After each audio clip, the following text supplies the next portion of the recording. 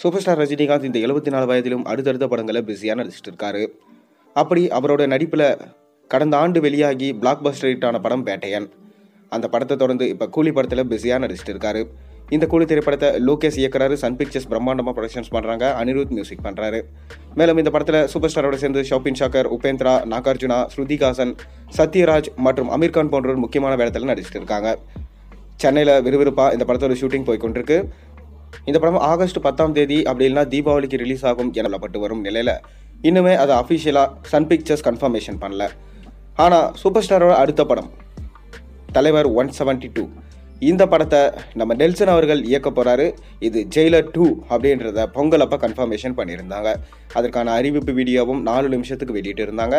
அதில் super star Rajinikanth வில்லன்களை தேடுற மாதிரியும் அந்த கேங்கை ஒட்டுமொத்தமாக பாம் வச்சு தகர்க்கிற மாதிரியும் அந்த சீனை எடுத்திருந்தாங்க. பார்க்க ரொம்பவே அருமையாக இருந்துச்சு. இதனால் ஜெயிலர் 2 கன்ஃபர்மேஷன் பண்ணிட்டாங்க. சூப்பர் ஸ்டார் ரஜினிகாந்த் இந்த படத்தில் மார்ச் மாதத்துலேருந்து நடிக்க போகிறாராம். அதாவது மார்ச் மாதத்தோட எண்டிங்கில் தான் கூலி படத்தோடைய ஷூட்டிங் முடிய போகுது.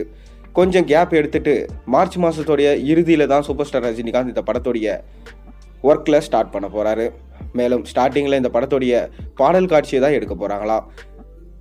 ஜெயிலர் 1 படத்தில் நம்ம சூப்பர் ஸ்டார் ரஜினிகாந்தோடு சேர்ந்து தமன்னா டான்ஸ் ஆடி இருந்தாங்க காவாலா பாட்டுக்கு.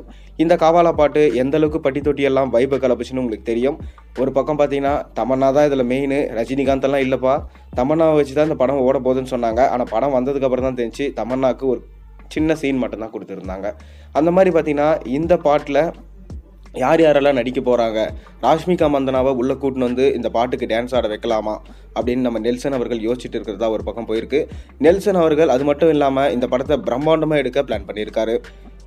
எப்படி ஜெயிலர் 1 பிரம்மாண்டமாக எடுத்து பேன் இந்தியன் ஸ்டார்ஸ் எல்லாம் உள்ளே கொண்டு வந்து ஒரு சம்பவம் பண்ணியிருந்தாரோ, கிட்டத்தட்ட 750 கோடிக்கு மேலே வசூலை வாரி ஈட்டி இருந்ததோ, அதே போல தான் இந்த படமும் கிட்டத்தட்ட 1000 கோடிக்கு மேலே வசூல் ஈட்டணும் அப்படின்றதுனால நெல்சன் அவர்களும் அனிருத் அவர்களும் பார்த்து இந்த ரெடி பண்ணிட்டு இருக்காங்களாம். அனிருத் அவருடைய பெஸ்ட் மியூசிக்கை இந்த படத்தில் கொடுக்க போகிறாரு. ஜெயிலர் 1ல் எப்படி கொடுத்தாரோ அதே போல தான் இந்த படத்துலையும் இருக்கும். அது மட்டும் இல்லாமல் இந்த படத்துடைய சாங் காவாலா பாட்டியும் மிஞ்சும் அளவுக்கு இருக்கும் என சொல்லப்படுது.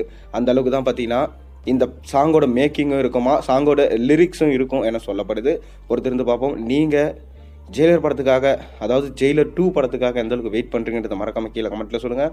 மேலும் சேனலில் போடுற ஒரு வீடியோஸும் பிடிச்சிருந்தா மறக்காம சேனலுக்கு சப்ஸ்கிரைப் பண்ண, லைக் பண்ணுங்கள், பெல் ஐக்கனை ப்ரெஸ் பண்ணுங்கள். அப்போ தானே போகிற வீடியோஸ் எல்லாம் நோட்டிஃபிகேஷனாக வந்து சேரும்.